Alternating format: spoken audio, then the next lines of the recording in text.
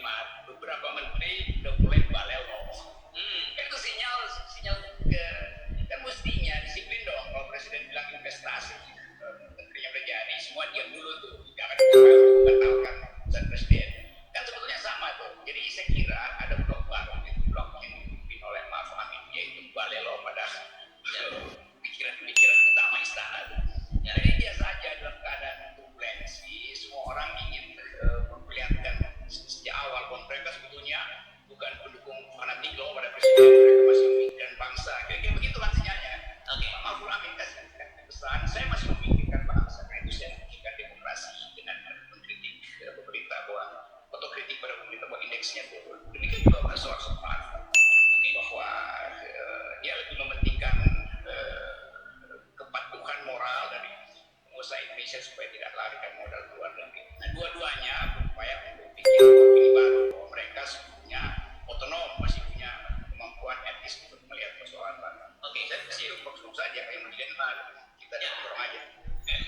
Dalam situasi ketika kemungkinan terjadi perubahan konstelasi ini, Aziz Samsudin ini apes lah gitu ya, tiba-tiba dia bisa jadi, kalau salah dia bisa jadi tumbal gitu ya. Iya, kita bayangkan misalnya begitu Aziz Samsudin kena hukuman dihukum, kan orang menuntut lebih jauh kan, itu ada problem dengan Golkar itu. Lalu terjadi pembicaraan bagaimana caranya supaya kekuasaan itu tidak retak dan fungsi Golkar dikembalikan di dalam wilayah kontrol presiden, atau Golkar yang betul bertambah karena Golkar juga tahu kalau dia sedikit memberi kritik kepada presiden itu, tapi nyatakan goyah karena Golkar terkenal banyak untuk manuver.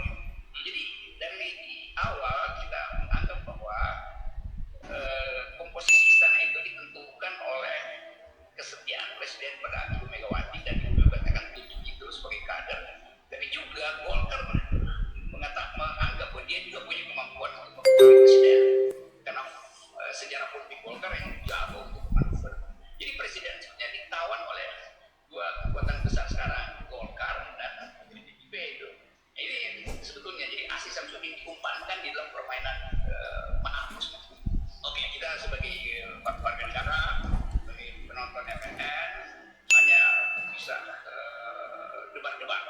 Semoga debat-debat itu menghasilkan ledakan yang lebih besar. Maksudnya ledakan pencerahan itu. Ya, dengan latar belakang Golkar yang lihai tadi menurut Anda, pasti mereka juga tidak tinggal diam kan? Karena kalau kemudian saling menyandra, mereka bisa menuntut kalau ada orang gua yang tokoh penting gua kalau permainan catur kira-kira posisi yang penting yang gua harus korbanin, PDIP juga harus kena dong. Apalagi kan ada kasusnya, kita ingat ada 2 orang anggota DPR, ada madam bansos dan sebagainya gitu. Menurut Anda kan berlanjut ke situ nggak kira-kira saling makannya dalam catur gitu? Kalau yang ini saya nggak perlu analisa, saya inginkan itu terjadi.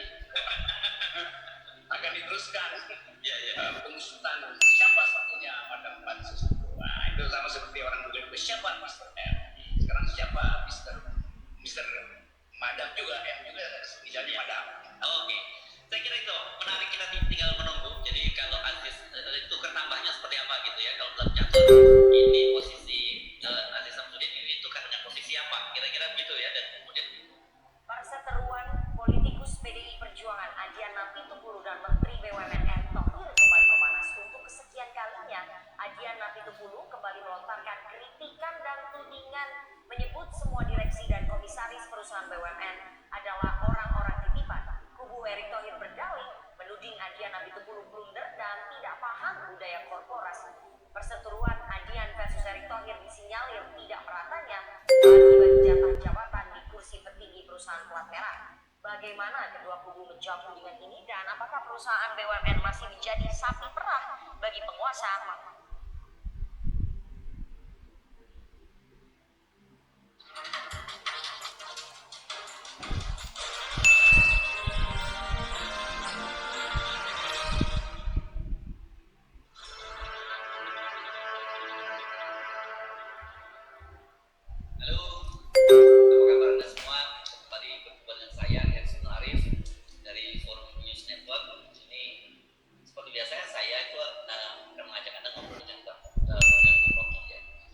topiknya sekali ini campur-campur nih, Prof.